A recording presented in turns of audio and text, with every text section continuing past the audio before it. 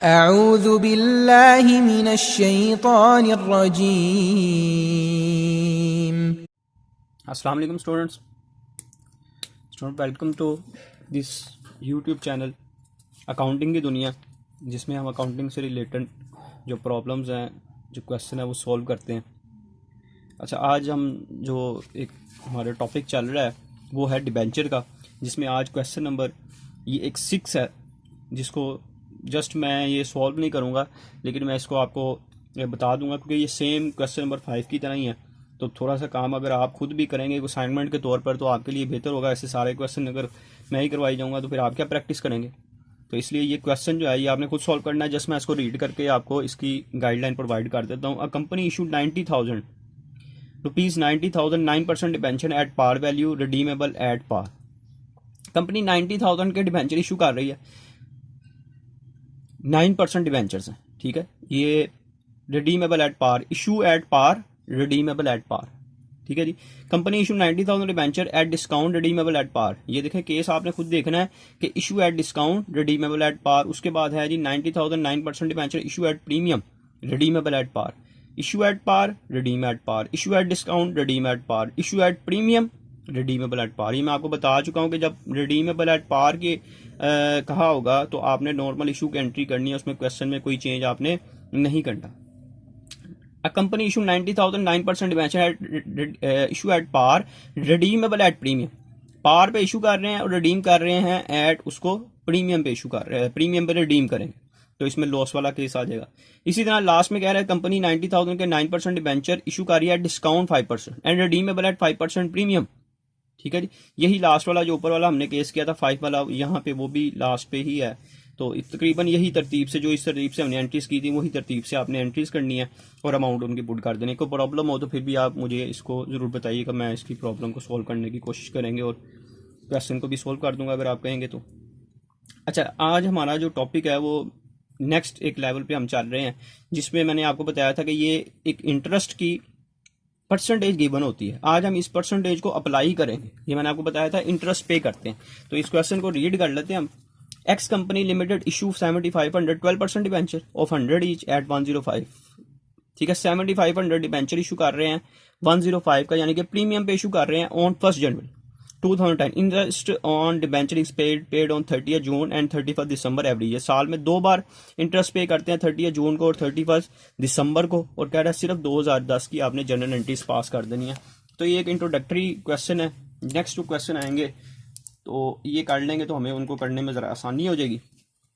तो बिस्मिल्लाह शुरू करते हैं जी। क्वेश्चन नंबर 7 ही हम करेंगे।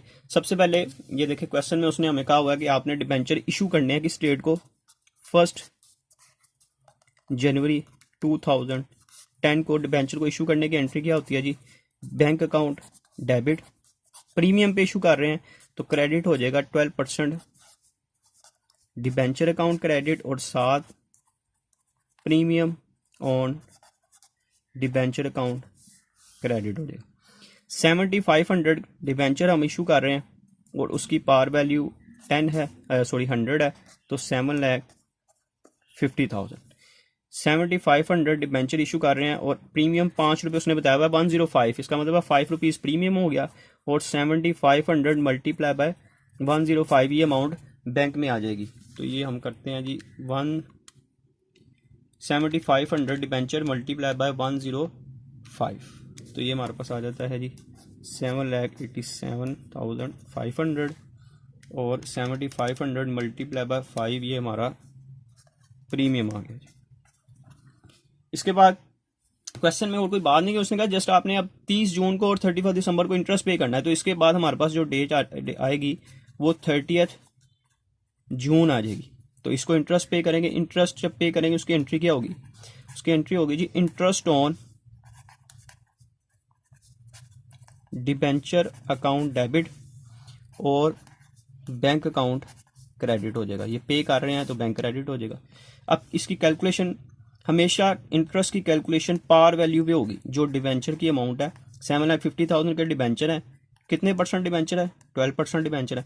अब इंटरेस्ट कितने मंथ्स का पे करना है, ये बड़ी इंपॉर्टेंट कैलकुलेशन होती है। हर क्वेश्चन में आपने एहतियात से इसको कैलकुलेट करना है कितने मंथ्स का इंटरेस्ट पे करना है। 1 जनवरी से लेकर 30 जून तक हमारे पास बनते हैं जी 6 मंथ।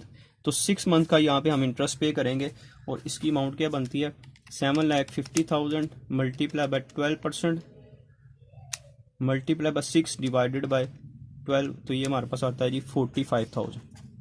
ये हमारे पास इंटरेस्ट हम पे करेंगे।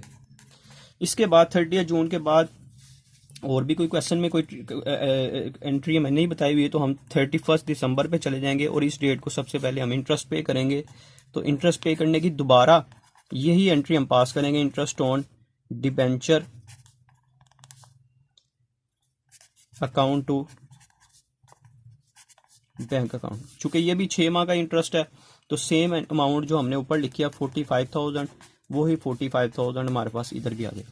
अब ये 2010 कंप्लीट हो गया, लेकिन एक एंट्री हमने करनी है। क्या करना है, ये इंटरेस्ट ऑन डिबेंचर को आपने याद रखना है कि हर क्वेश्चन में आपने क्लोज करना है। और इसको क्लोज किस में करते हैं, इसको प्रॉफिट एंड लॉस अकाउंट में क्लोज किया जाता है। ये डेबिट है तो जब क्लोज करेंगे तो इसको हम क्रेडिट कर देंगे, इंटरेस्ट ऑन डिबेंचर अकाउंट। 45,000 और 45,000 टोटल ये अमाउंट इसकी बन जाएगी जी हमारे पास 90,000। तो ये स्टूडेंट्स हमारा क्वेश्चन कंप्लीट हो गया। एक छोटा सा नेक्स्ट जो टॉपिक है उससे रिलेटेड इंट्रोडक्टरी एक क्वेश्चन था जस्ट, जिसमें सबसे पहले डिबेंचर प्रीमियम पे हमने इशू किया है, फिर इंटरेस्ट 6 माह का पे कर दिया, फिर 6 माह का इंटरेस्ट पे किया और जस्ट हमने फिर उसकी क्लोजिंग एंट्री कर दी। उम्मीद है ये क्वेश्चन आपको समझ लग गया होगा।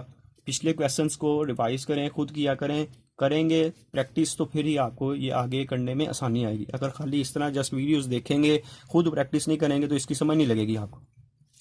तो इस चैनल को सब्सक्राइब करें और ये वीडियो को भी अपने फ्रेंड के साथ शेयर करें। उम्मीद है कि आपको समझ लग गई होगी, और अगर कोई प्रॉब्लम आती है तो मुझे ज़रूर कमेंट सेक्शन में बताया करें और अप्रिशिएशन भी दिया करें। जी शुक्रिया जी, अल्लाह हाफिज़।